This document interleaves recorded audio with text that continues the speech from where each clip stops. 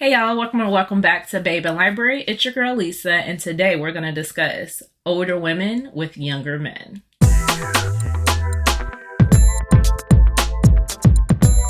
So I don't know about you all, but I have truly been feeling older heroines in books, and no shade, no tea, but I think the older women deserve a little bit of love, and if it's a younger man that can do it for, sign me up. This is going to be a reading vlog because I've kind of been in the spirit. So recently I've been reading a few older heroines with younger men, and I'm like, let's keep that party going. So I read Mercy by Sarah Kate, and when I tell you, Bo and Maggie gave me everything that I could have needed, but I wanted more, which led me to Tia Williams' The Perfect Find, which definitely had a good bit of age gap, nearly 20 years. So these two right here is kind of what jump-started the train for me in terms of wanting to start this vlog.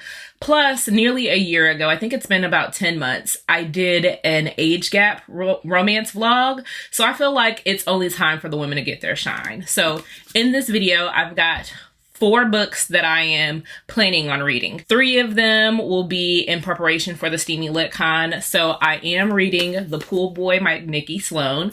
I have also started Abby Jimenez, Part of Your World. And then I've got one more for Steamy Lit Con, which is going to be Regina Black's Art of Scandal. I have an ARC copy of this. It does come out in August. And then lastly, if I have the chance, I'll try to read Tasha L. Harrison's If She Says Yes. So we've got Best Friend Son, and then we're going to close this off with Son's Best Friend. Those are all of the books that I plan on reading. Talk to you all as I get an update.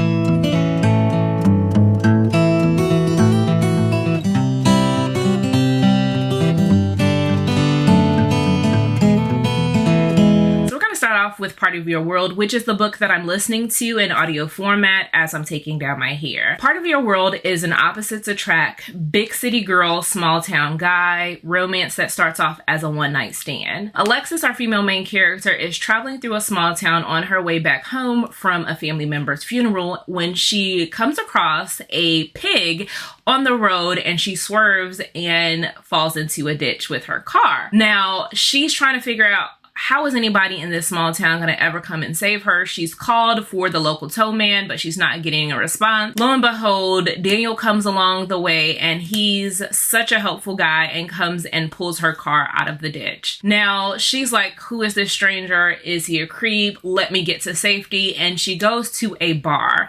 Now, at that bar, Daniel so happens to be with his friends, and his friends don't necessarily get a lot of entertainment, a lot of tourists that come into town, especially during off season. So they place a bet on who's going to be able to catch the interest of Alexis and take her home. But Daniel's not that type of guy. He is that stand-up guy. He's the mayor of the town, the Santa of the town, you name it. Daniel pretty much wears the hat for it, and all around just a good guy. So he's like, I'm not going to go in on this bet, but I'm going to tip her off and let her know that these guys are betting on her so she can save herself. And so he lets her know, and she's like, hey, why don't we go out of this bar together and we can split the money, or you can just have the money. Because in reality, Alexis doesn't need the money. So Alexis comes from wealth. She is a legacy doctor. Her entire family is full of surgeons. They have a wing named after them in a hospital. So she's really not interested in the money, but she is kind of intrigued by the guy. This is the start of their rendezvous or their affair. They are very, very different from one another. And this book kind of just lets them know that there's balance and equal yoke between each other. I will tell you that there are some heavier topics in this one. You've got themes of emotional and physical abuse. You've got toxic parents. a lot of the things that really bring the meat and the substance to the story, as well as the general care and interest in one another. Now, this is a 10-year age gap. You have our female main character, Alexis, who is 38 years old, and Daniel is 28. I actually find that I am more likely to enjoy this age range and this particular gap than I am with Nikki Sloan's The Pool Boy, which we'll be talking about in a minute. Some of the things that I am really enjoying out of this book is seeing how well they complement each other. Alexis has never cleaned a day in her life, but her heart is very pure. She has the desire to want to learn. And she's extremely compassionate. So there are some caretaking scenes for people in the town. You get to see that as she goes through this journey in meeting Daniel and comparing her life at home with the people that she knows in comparison to the town and the field and the people in the field, she's learning that she isn't the best person when she's around people like her neighbors, Gabby. Through this experience, she is coming out to see, hey, what do I want for my life and how can I be a better human being? And I love to see that journey from her, as well as Daniel getting to know his worth. I can already see why people love Daniel and have been screaming from the top of their lungs about how he is that guy. In one regard, he is, like I said, a handyman. He is Mr. Fix-It, but I love that he doesn't begrudge Alexis for not knowing how to do the common household things as change a bed or knowing what the fuse box is, right? He is willing to work with her and loves her exactly or enjoys her exactly how she is. As I get more through this book, I'll talk about it a little bit more, but I'm going to tell you the opposite effect.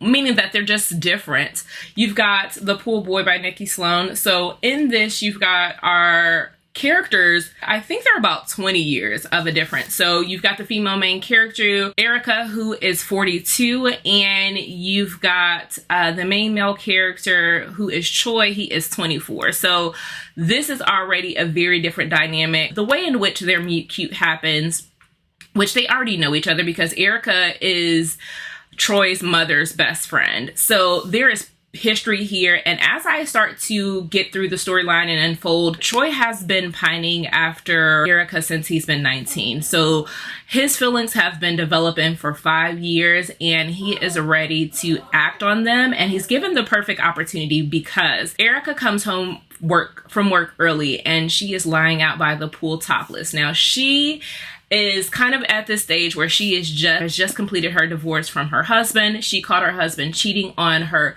with his boss, who is a man, and she's like, hey, I'm gonna get the house, I'm gonna get whatever I want out of this relationship. I'm never going to out you because you don't deserve that, but we do not deserve to be together anymore. She is finally finding herself. She has gotten plastic surgery and she decides to come home from work, lay out on her pool topless. Her pool boy, Troy, comes and he sees her and he's like, oh my God, the woman of my dreams is right there and she looks sublime.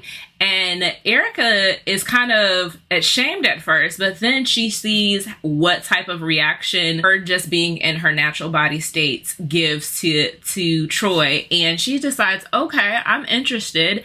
Let's see where this goes. But to take it a step further, she is an AR, right? So she's in the music industry and she's kind of been tasked with finding some developing talent in Nashville. And she goes to a bar to look at one of her clients to give her the opportunity to say, hey, there's an audition coming up. I'd like for you to apply. And who does she hear over the music, singing out his heart and playing the guitar other than Troy?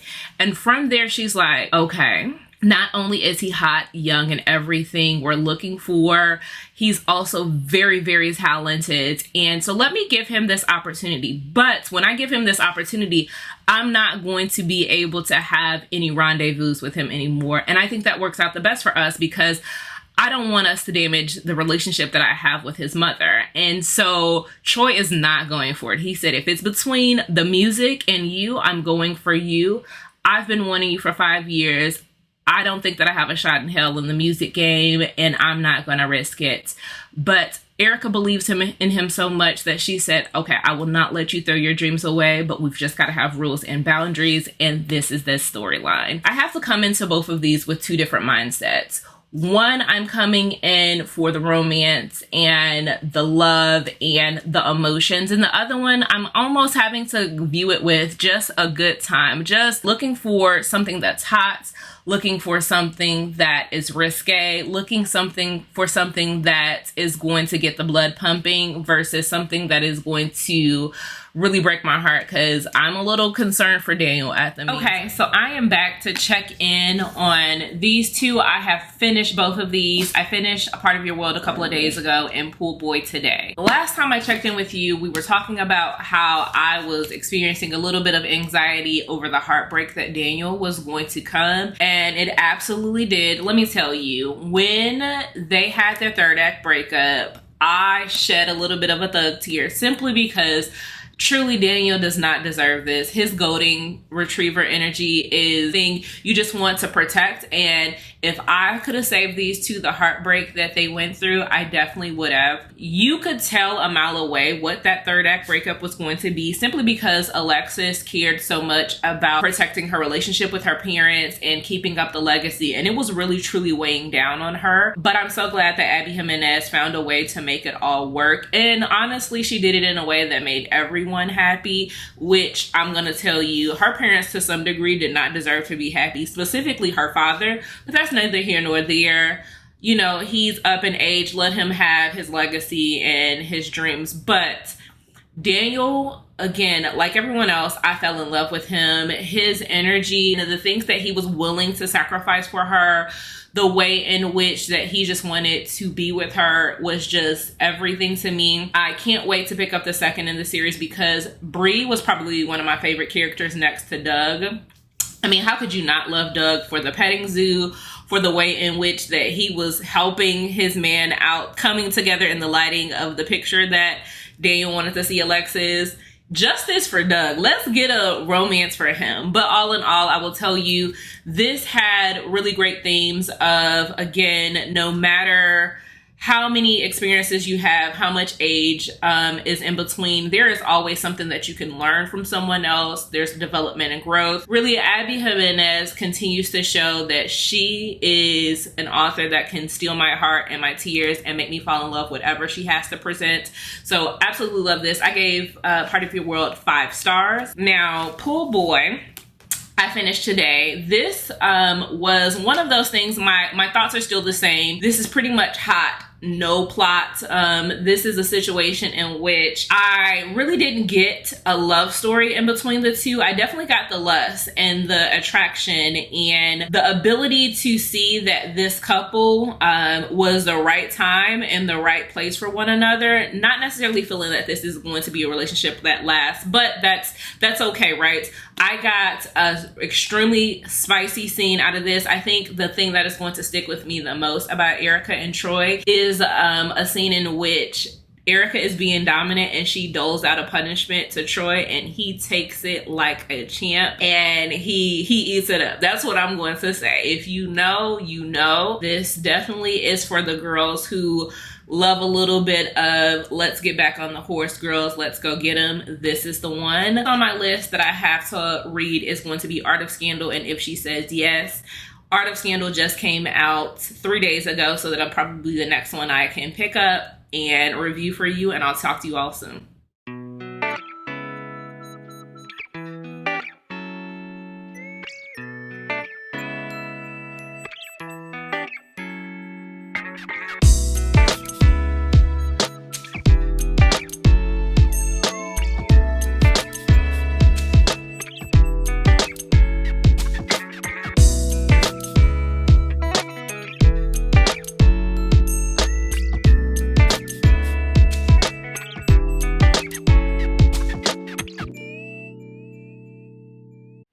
Hey y'all, I'm on vacation at Disney World, so I wanted to check in with you all to let you all know that I am 50% of the way through Art of Scandal by Regina Black, and I'm having a good time. So this is a story where Rachel, she is a 37-year-old woman. She's just found out that her husband, who is a politician, he's a mayor in the small towns of Oasis resorts, and he has been cheating on her and is fallen in love, but because he's up for re-election and working towards going to the White House, he would like to make sure that his reputation isn't tarnished. So he asks her to fake the funk and be in the marriage. Now, she is repulsed by this idea, but she also knows that she needs him in order to sustain her lifestyle. So she grew up from, I would say, not necessarily poverty, but she's had a hard life being a young teen mother at an early age, losing her father, and not necessarily having a stability in her lifestyle. So she wants to be able to afford the home that she's been living in and the lifestyle she's been used to. So she says, hey, I'll stick it through for 11 months during your campaign if you will allow me to get the home as well as $1 million. Now, going through this, she has a mental breakdown in the parking lot of a drive-through or drive-in, and she meets Nathan. Now, Nathan is a 27-year-old or 26-year-old man, and he is dealing with loneliness. So he is coming from money. He's the family member, or he's the son of a kind of local coffee owner, entrepreneur named Beto, and his mother is Sophia. Now, they actually know Rachel. In this encounter, they meet one another, and he sees that someone is going through a breakdown, and he's known her from an external position. He's seen her around town. He knows that she's the mayor's wife. She's come off really poised, but today she is out. She's crying in a dress without shoes on in a parking lot, and she's drunk. And so he's like, hey, let me comfort this soul that is going through a difficult situation. And from there, they really see and establish a connection with one another that they can't seem to break. Now, from there, their interests start to align. They're both interested in art. So she used to be an art curator in New York, and she left her dreams to support her husband, and he is in fan art, and he has a large following, but he tries to stay away from the media until his mother has a gala that Rachel is going to be the host of, and his brother Joe has put him up to be the artist for the collection. And it is their story of working together and trying to deny the bond that they have while also giving into the temptation of one another and unfolding some of the trauma and hurt that they've gone through from family members and friends, and just trying to figure out their way in the world with each other. And so I am really enjoying this. I will say this is obviously a cheating trope, and there is a lot of infidelity. It questions a little bit of whether or not marriage is truly lasting. So that's the one emphasis I will say that this leans into a larger discussion. There is discussion of loneliness and depression. So if those are trigger warnings for you, please note to read this with care. But I am really enjoying this storyline and the relationship that is unfolding. Seeing how their lives connect with one another and how they're going to be able to go through this. So as I wrap up this book, I will come back and check in with you.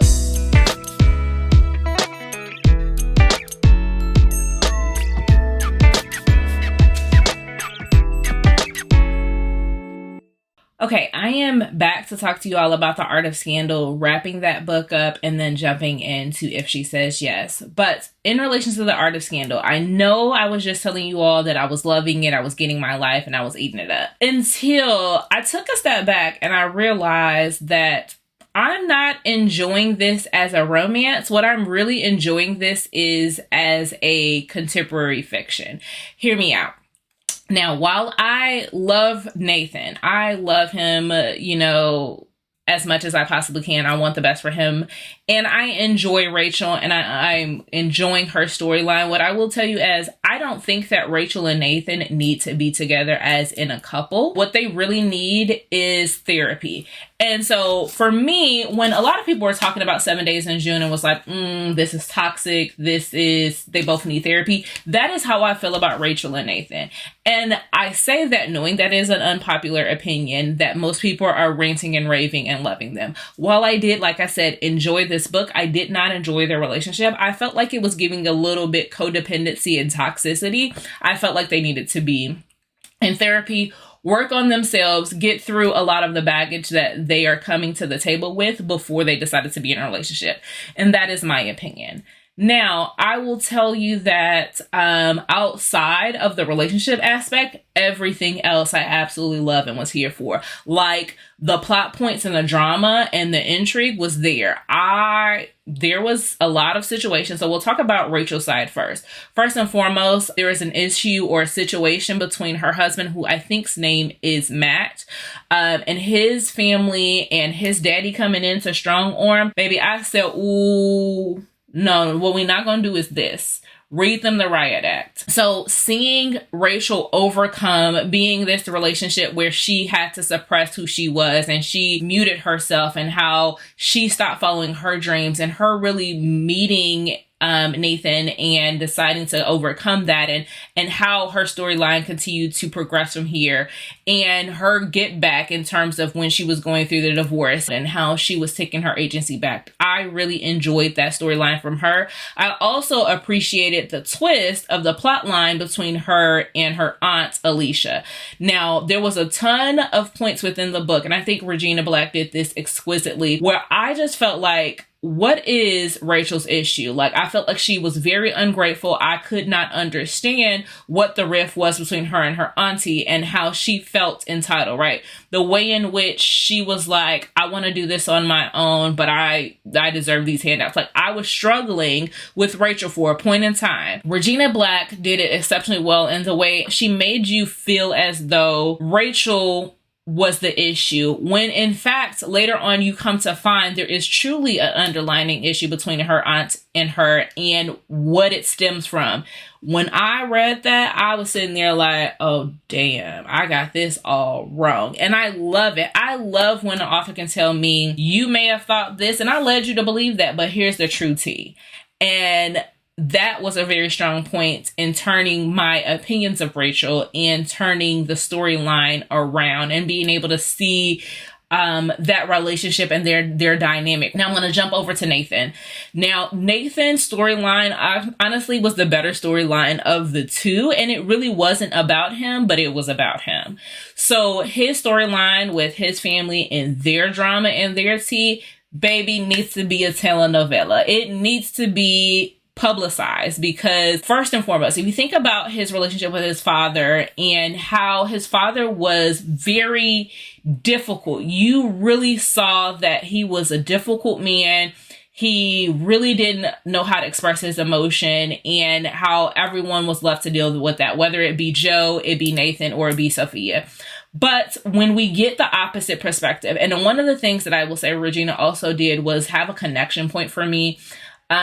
There was a point in which Nathan kind of just blows up. He finds out that his father is dying. And at one point he actually like reads his father the riot act. And you're sitting here like, damn, Nathan, like the man is on his deathbed. You couldn't find it in your heart to just let it go.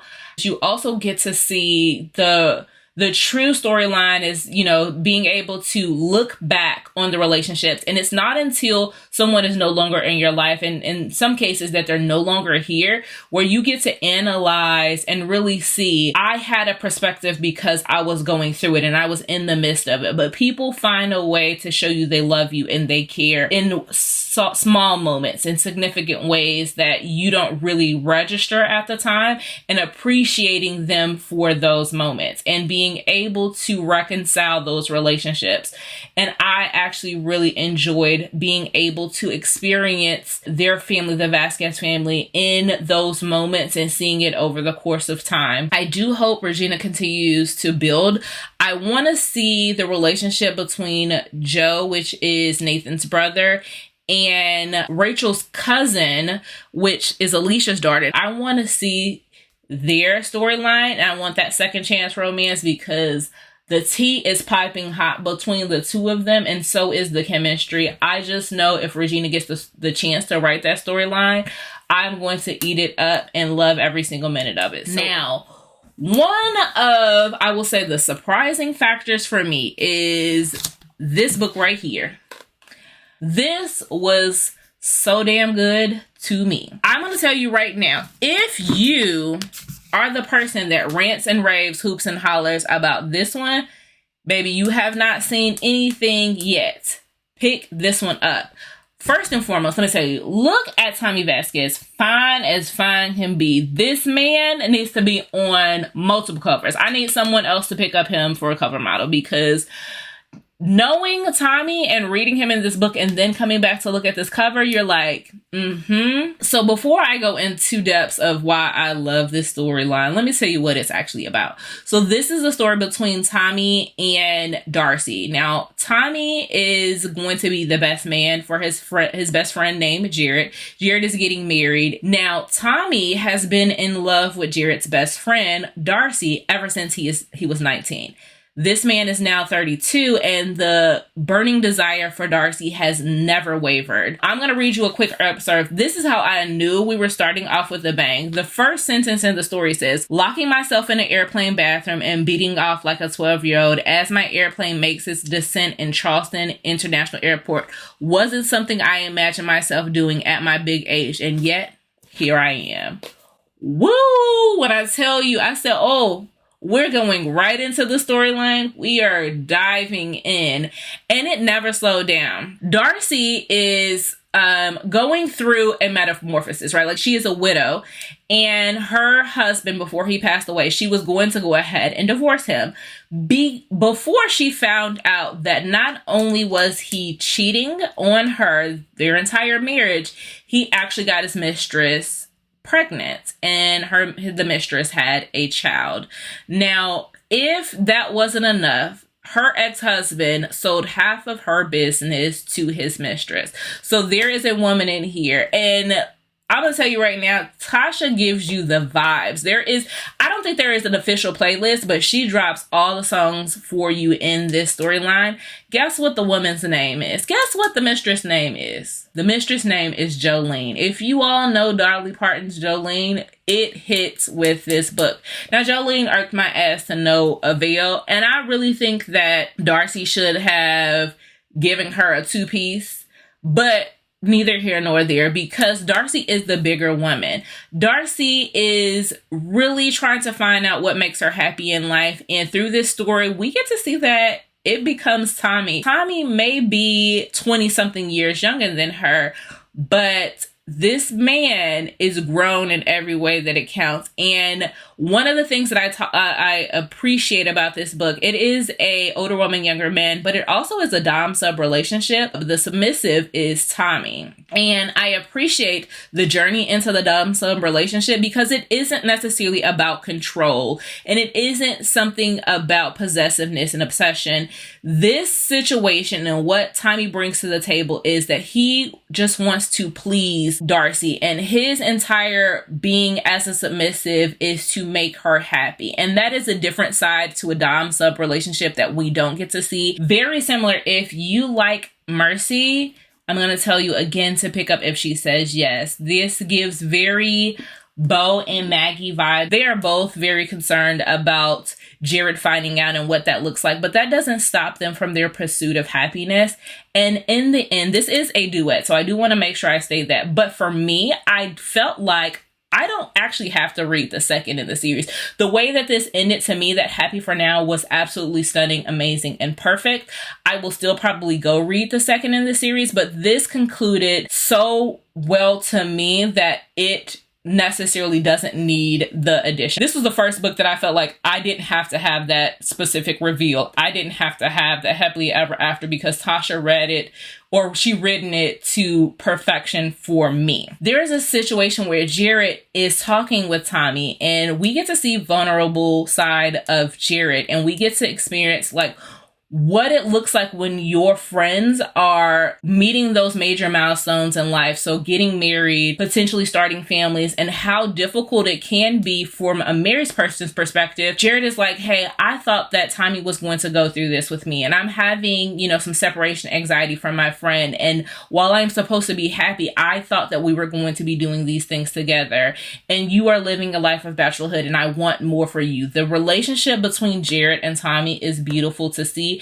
And while I haven't read the second book, I hope that their friendship connection stays strong, because I like to see that bromance. There is discussion of how you can accumulate so many things in life and still be lonely.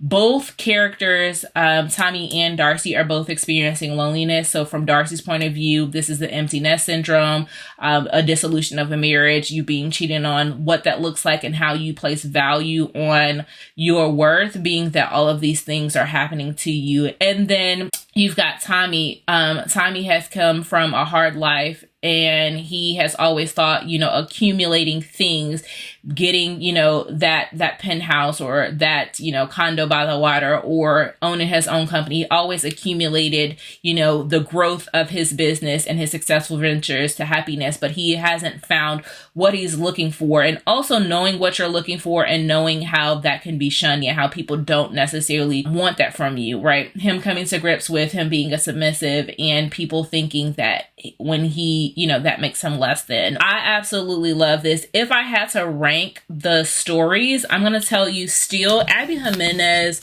really did a number on me. So Abby Jimenez, Part of Your World, is probably going to be number one for me. Like, this is the top of the line. And then next, I would say right under that would be If She Says Yes. That is going to be taking the number 2 spot for me. Art of Scandal is going to be taking number 3, and then followed up by Pool Boy. So that is my ranking of these older woman, younger men storylines. If you have a recommendation from an older woman, younger men that I have not mentioned, please drop it in the chat for me, because I am still thriving to read those storylines. If you don't want to do that, leave me a swimming suit emoji. So leave me some sort of swimming suit emoji for Pool Boy, and I'll talk to you next time. Bye.